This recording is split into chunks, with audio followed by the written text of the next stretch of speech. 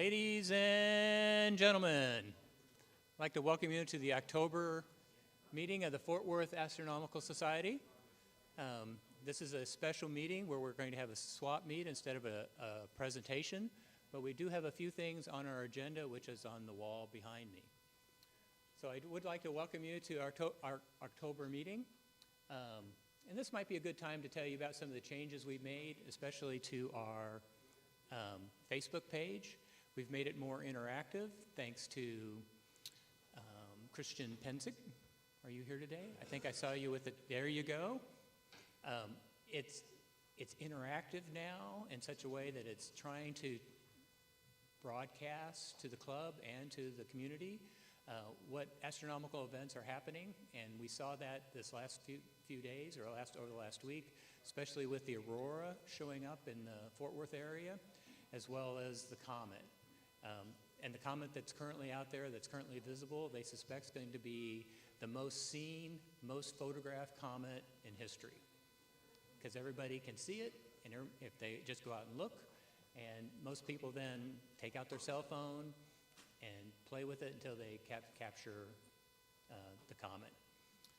And I know there's at least one member of the club that's going to send out some information on how to either get your Android or iPhone set for nighttime exposures. So watch for that email on the e-group. But if you're searching for the Facebook page and you type in FWAS, Fort Worth Astronomical Society, be prepared for the results that come back. It's not the Fort Worth Audubon Society, that's for the birds, nor is it the Fort Wayne Adult Singles Group.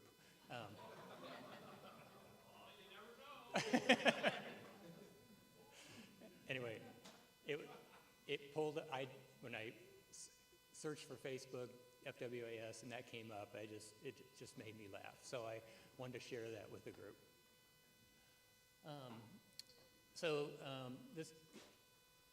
Let's see. I wanted to ask if there are any visitors tonight. I know Mike was here. Welcome. So I wanted to ask, how'd you find out about the club, and what are your expectations, or what do you hope to get from the club tonight? Doing search online, and just wanted to see what it was about. Okay. So he searched online and wanted to find out what the club's doing. Any other visitors? Okay. Let me talk about some of the benefits of the club. One of the nice benefits is that we have a host of astronomers here, amateur astronomers mostly, who have a lifetime of experience, and many of them can answer the questions that you might have. Had a nice talk with a fella that's been coming to the club for a number of months, and he's working to get his own telescope, and so he still has questions, and that's exactly what the club's here for, to help you narrow down your search. So the first scope that you buy is the scope that you will live with for a long time. So more than happy to do that. And then where are you going to use your telescope? One thing we learned on Facebook the next couple days is that we have access to dark sky sites, like at the Dinosaur Valley State Park, where people went to watch the comet, or out to Mineral Wells State Park. State parks are a good avenue to go because they're not too far away from the Metroplex. But the club does have their own dark sky site, about an hour or two, or maybe 3, depending upon where you live, out west of town. Bortle 2, fairly dark. And it's a wonderful facility, and you should learn more about it.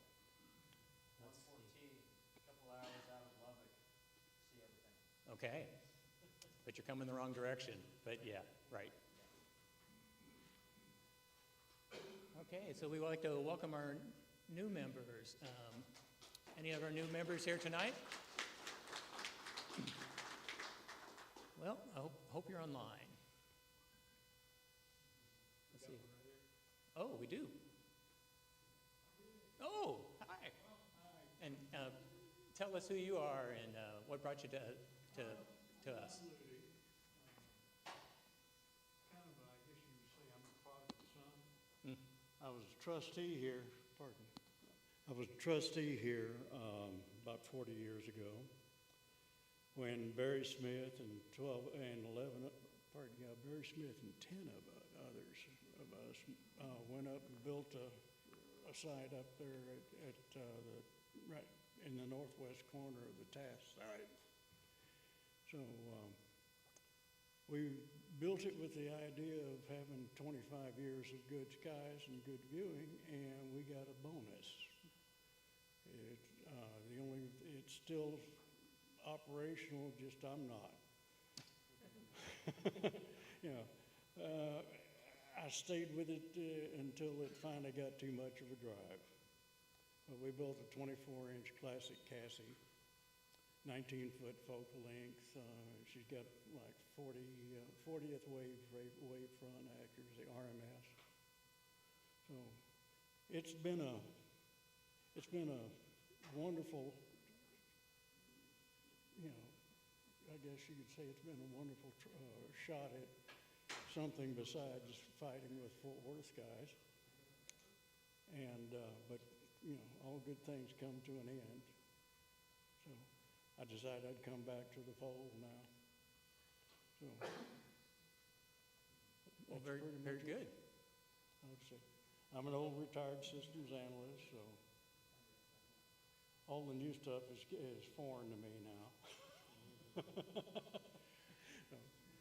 Well, the club has many members that will answer your questions about the new technology.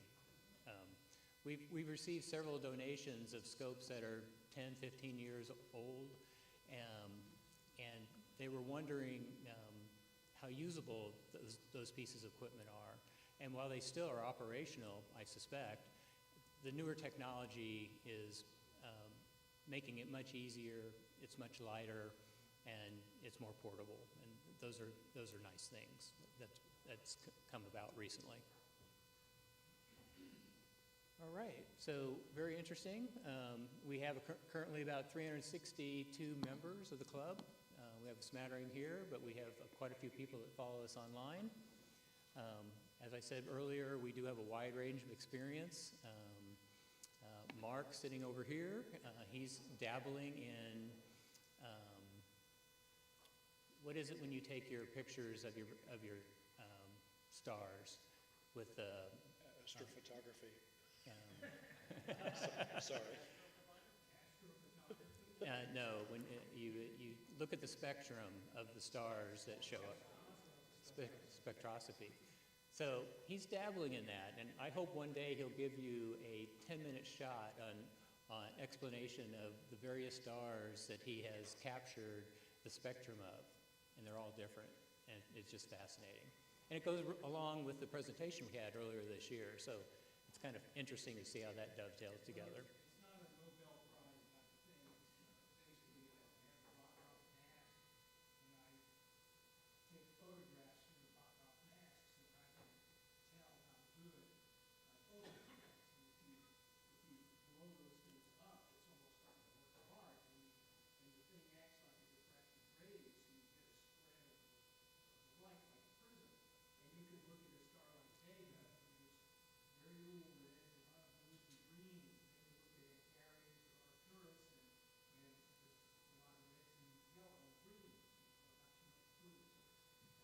So that's about the extent of precision on X-ray methods. I just thought it was kind of interesting. Right, it's still fascinating, and it may not be a Nobel Prize, but it might be, you might get a Red Cat Award for that sort of thing.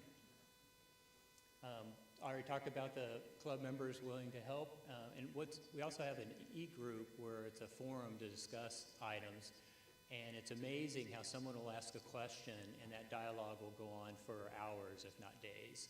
And that's pretty good. And we're always looking for donations since we're a nonprofit, so that's good as we get closer to the end of the tax year. Not now. As I mentioned earlier, we do have access to our dark sky site that we call Rising Star Observing Area.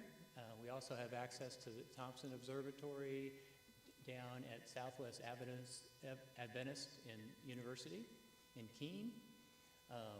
We have a variety of club scopes that are available, so you can before you make a purchase on a scope, you can actually go out to our dark sky site and test out a daub, either a small daub or a large daub or a huge daub. We have all of those sizes. And then we have an array of Schmidt-Cassia grains available. And we have come across some new some donations that have given us some refractors from 80 millimeter up to 101 millimeters. We have a membership handbook that'll help you through most of the rules that we have in the club and how things work. But if you have a question, go on to eGroup and pose your question, we'll get you an answer. And we're online. We have a Facebook page, we have a website, we're on X, and we have several user groups along those lines. Let's move on. Oh, there we go. Thank you. Okay, let's move on. Financial report, Constantine.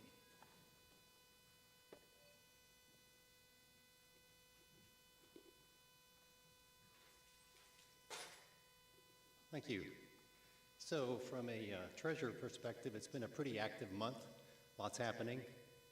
We started with 32,642 at last meeting, and right now, as of October 10th, we're at 35,916. But please note, income from membership and raffle of around $300. Income from a pad lease at Rising Star for $2,700. Income from 1687 star parties. We've had 3 star parties that we've gotten paid for. That's $4,500. And we also made a third draw on the loan that we have for continuing the development efforts out at Rising Star. The bottom half of the page is really focused on Rising Star, and these are numbers that are within the general operating fund. We, as I indicated, had $6,000 in income, and if you'll note, loan repayment of $6,000 also. So we're beginning to chip away at that loan. Right now, we are sitting at $14,000 outstanding loan with our next payment, which is our second payment, due in April-May timeframe, which includes a little bit of interest. Right now, the balance for the Rising Star is at $4,800, and that will allow us to do 2 things. First, we'll be able to complete the Phase 2 effort that's underway that has been previously approved by this group, and it also holds about $1,000 for that future April-May payment in 2025. Any questions?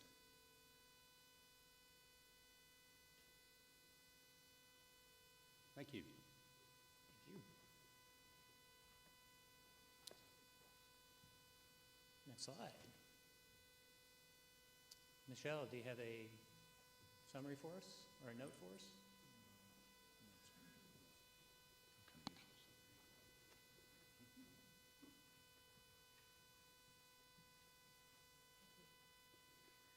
I think everybody knows by now. Let me follow instructions. Chris is very good about that. I think everybody knows by now we have a reserved weekend at Three Rivers Ranch in West Texas coming up October 25th, 26th, 27th. You can arrive Friday afternoon, and then we try to get out of there by about noon on Sunday. Dark, dark skies. It's a wonderful time, and we all have a good time. Right now, we've got about 31 who are going on the trip. So some of you have paid me for your dinners, the Saturday evening meal. Some of you, I don't know if you're getting the meal or not. I do need to get a final count to our caterer by next Tuesday. So if you haven't told me you want a meal and you want one, I need to know, and I'll follow up with another email later this week. And if you haven't paid me, I need that payment tonight if possible. If you don't have it with you, or if you have spent it on some of this other stuff running around here, then make sure you bring it when you come for the weekend. Any questions on Three Rivers? Yes? What if the weather turns south? We have been out there in good weather, and we have been out there in bad weather, where it has rained at night and been cloudy during the day. So we will still be out there. What we do is end up with a lot of good teamwork, especially if Jerry Gardner is out there. The volunteers will sometimes be able to take us into one of the classrooms and give us information in that respect. There have been some weekends where it seemed cloudy. It was too cloudy for me with my scope to observe because I would get frustrated. But the campus has larger scopes, and so we were able to go view items in their scopes that I couldn't find in mine simply because I would get too frustrated with the clouds. So when that happened to me, that's what we did is we went and looked through the campus scopes. And they do have a couple of great scopes. We will have volunteers out there to run those scopes for us. And anybody who's been out there, you know that's always fun to see what they find and what they can see. That you may not be able to see if your scope is like mine and it's a 10-inch daub. Any other questions?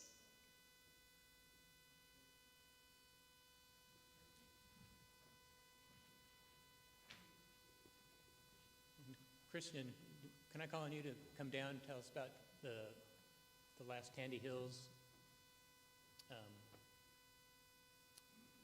Star Party?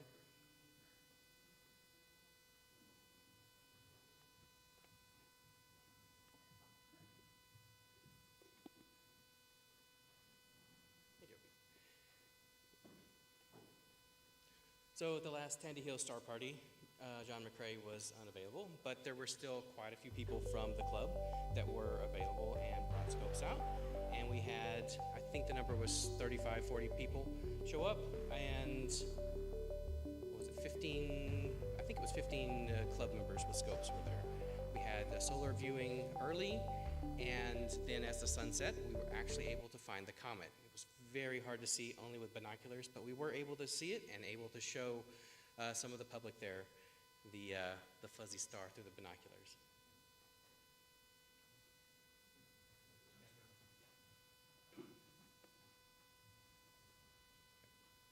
Next Tuesday, we'll have our young astronomers. We have a class going on about Neptune. Christian will be putting something on the Facebook page. I'll be sending out another thing on the group's messages.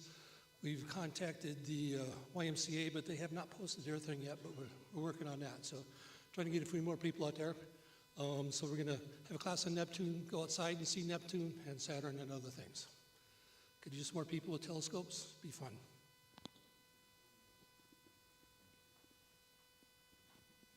Hi there, we have two more 1687 events scheduled. One is this weekend. I'm not the president anymore. One scheduled for this weekend. I think we're gonna wind up canceling it because the weather is just not looking good.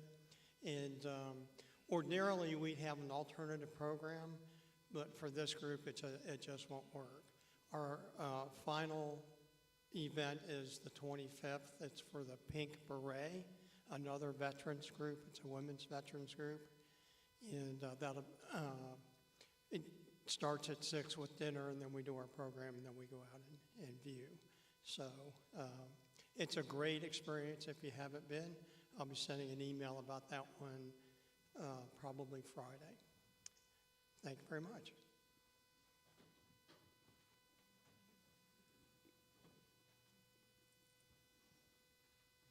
Now it's my turn.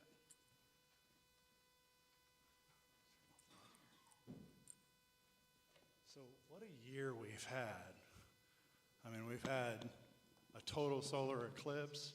We've had Pons Brooks. We've had Olbers, a couple of pretty decent periodic comets. Now we got this amazing action going on in the sky with the Aurora Borealis in Texas and this comet. So this is the picture I was talking about last month. This is a shot that Bruce Campbell took as he was flying over Alaska. You can see his Alaska Air. But this is, go ahead and go to the next slide. So this is his shot from up high. There's a couple other pictures that actually showed glaciers down underneath. It was pretty intense. It's very cool. Any other questions? Next slide. So this is what we've been seeing in our skies photographically here. And just an amazing set of stuff, even if it's through the clouds, like what Robert Cargill shot down here is still showing through with the red. Oh, and the lightning, yeah. That little, I forgot about that. Yeah, that little bit right there was a sweet shot. Very sweet shot. So, next slide. So, obviously the comet. Is this music that's coming out of the video? That's hilarious. Okay. Anyway, so the aurora, this is where it came from. So this was X-class 1.8. Thank you for shutting that off. That's just terrible. Yeah, so this is X-class 1.8. Came from the sun on 9th of October. Took a couple days to get here, and that's what we got. It's amazing, because earlier this year, I read it right, there was an X-14 that was on the other side of the sun. So this sun's capable we had the X9.09 as well, just like a couple of weeks ago. Yeah, it's not done yet. So yeah, the photobomb of the 2023 A3 comet in the shot here. So next slide. So this was today's APOD. I think it was today's. But this is a video of what we're actually seeing in the sky from before it went and got lost in the sun to afterwards. So it's passing in front of the sun. I've been misspeaking all this time when I've spoke of it, that it's, oh, well, you know, once it's out from behind the sun, well, it wasn't behind the sun. Its perihelion was in between the sun and us, which is why its apogee, which is the perigee, which is the closest that it gets to Earth, was just like a day or two later. So that's a really cool perspective of what we're really seeing in the sky. Next slide. What's this slide all about? This must be about comets or something. Anyway, so these are a lot of the pictures that we've all been posting on groups about the comet. There's a cool thing about a bright comet is how accessible it is, how it makes astrophotography accessible to anybody that's got a camera phone, and getting really good shots with the camera phones too. You know, it doesn't take any hardware besides what you got in your pocket, and that's really awesome. Astronomy for the masses, right? So that guy it's in Virgo right now. I am wrong about that little green triangle there. It should be a red triangle pointing down, because even though it looked like maybe it was brighter last night than it was the night before, it's sort of a balance between the sun going down, so we're getting darker sky, and its elevation in the sky, so we're not seeing it through so much atmosphere. And yeah, so there's a little bit of a balance there. As we move into this week into next, it'll start to fade. But it's just a beautiful comet. If you haven't seen it, you've been living under a rock or something. So get out from under the rock and go see the comet. The other comet, which right now isn't anywhere near magnitude 10, is 2024 S1. And what I think it was Bruce that was saying about that it's the most seen comet that, like, what they're saying about S1, that there's potential for this to be a bright comet too, like a really bright comet. So, you know, with this guy, the hype is real. With the next comet, who knows? It's always a toss-up as far as how it really plays out, but we'll be wanting to look at S1 in the coming weeks. Next slide. Occultations and close approaches. So the comet actually occulted the sun, if you want to, or transited the sun, I guess. Sunday, November 10th, right at the beginning of the evening, we got the moon and Saturn at just under 5 minutes apart, quite close. Monday, November 11th, in the early evening into dark, the moon is occulting Neptune. And Saturday, November 16th, at 1:40 in the morning, the moon and Pleiades, once again, is close in the sky. So this is Jim Pott's capture of the Moon-Saturn conjunction. It's pretty close. To get that in a single shot, pretty neat. But seeing it 4.7 minutes apart, that'll be pretty awesome too. Next slide. And then there's that thing. It hadn't blown up yet, but it's any day now, so just had to mention it. Next slide. The full moon's on Thursday, October 17th. This is Chris Midlocky's picture of the moon. Awesome. Next slide. The Orionids meteor showers. So we got a lot of meteor showers going on in the next month. This one is born from Halley's Comet. One of two major meteor showers this year. I think the other one's the Eta Aquarids. It's peaking on Sunday, October 20th. Usually has an average peak of about 20 at best. And they're fast meteors. Not great as far as the moon illumination. We've got it about 81% illuminated, so that's, you know, something you have to reckon with, and kind of a theme that goes on with the rest of these meteor showers I'm going to be telling you about. Next slide. Hygeia 10. So I always talk about the top 10 the first 10 discovered asteroids when they hit opposition. And this is Hygeia. And so October 21st, it's going to be in Pisces, about magnitude 10.5.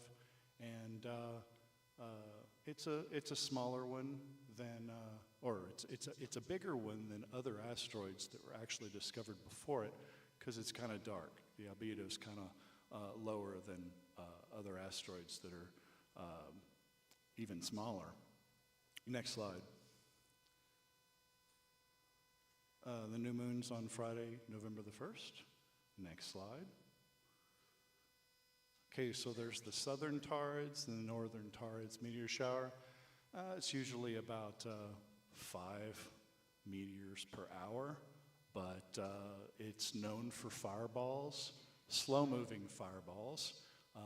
Its source of material is the second periodic comet ever discovered, Encke, and the moon's at about 34% illumination, so a little bit better for this guy, but yeah, fireballs are cool. Next slide. Northern Taurids meteor shower, same thing, it's just a different stream, and it's going to be November 11th into Tuesday, November 12th. A brighter moon again, so do I have that right? I never know. I fact check myself as much as I can, and just, you know, it's got that weird resonance thing. So the swarm actually has a 7-2 resonance with Jupiter that repeats every 7 years. So every 7 years we actually get a bit of a density, and it increases the number of meteors that show in this shower. Next slide. Mercury is highest in the evening on Tuesday, November 19th. Its greatest eastern elongation, which is furthest from the sun at a right angle to us, is November 16th. It'll be about 11 degrees up in the sky at sunset at highest. Next slide. Uranus at opposition. And that's all I'll say about that. Uranus at opposition is going to be Sunday, November 17th. It's a little disk, if you guys have seen it in the telescope. It's a little green disk, but it's cool to see. It's going to be about magnitude 5.6 at its brightest. And if you got a big enough aperture, you can see some of the moons. Next slide. Photographically, you can get away with seeing them 4 moons. Leonid's meteor shower. So this is the one that, you know, every 33 years gives us a meteor storm. And of course, that doesn't happen until 2034, 2033, 2034, whatever it takes. This year, it's got almost a full moon, so not great, but always worth watching, just in case. Next slide. And that's it. This is Ted Smith's. Another thing that happened this year was just recently. It was actually happening on the night of our last club meeting, and that's partial lunar eclipse. And Ted took that from the patio of Social House. Right? Oh, you took that right out here? Oh, gotcha. Yeah, I saw you on the patio with your camera, so I didn't know if that was it, but great shot. And keep looking up. So let's start the swap meet.